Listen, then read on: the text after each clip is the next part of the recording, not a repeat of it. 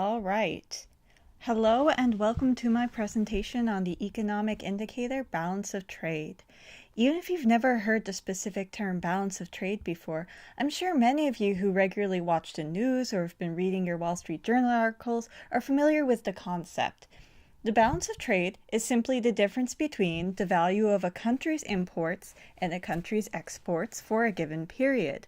For example, if the United States was to export 1 trillion in goods and services and were to import 1.5 trillion in goods and services in the same period of time, then the balance of trade would be $500 billion, the amount if you subtract the value of the exports from that of the imports. The balance of trade can also be called the trade balance or the international trade balance.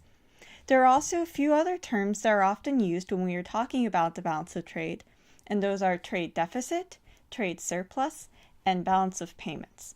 When a country imports more goods than they export, like it was in our previous example, then that amount is referred to as a trade deficit.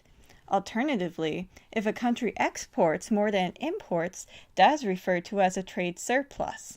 As of 2017, the countries with the largest trade deficits are the United States, the United Kingdom, Canada, and Turkey, while the countries with the largest trade surpluses are Germany, Japan, China, and South Korea.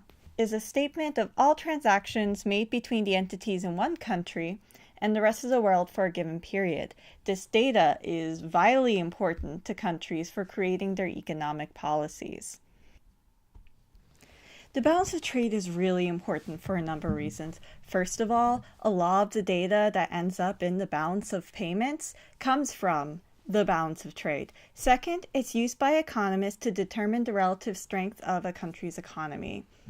Now, balance of trade affects all international transactions, but for my current news story, I would like to bring up the recent tragic murder of Washington Post journalist Jamal Khashoggi under circumstances that many believe can be traced back to the Saudi Arabian government. While the U.S. can impose financial sanctions on countries in response to human rights violations, the United States administration has been somewhat tentative on taking a strong stance, with Secretary of State Mike Pompeo saying that he still wished to maintain a strong relationship with Saudi Arabia. While international diplomacy, especially in the face of such a tragedy, is incredibly complex, it's a matter of public record that the U.S. currently has complex and often very profitable trade ties with Saudi Arabia, especially with the U.S. exportation of military equipment. Therefore, any significant financial sanction against the Saudi Arabian government could result in a real disruption to the U.S.'s balance of trade. In light of our current president's preoccupation with the U.S. trade deficit, the balance of trade has only made a fraught and complex situation even more so in this case. All right. And here are other sources that I primarily used to put together this presentation.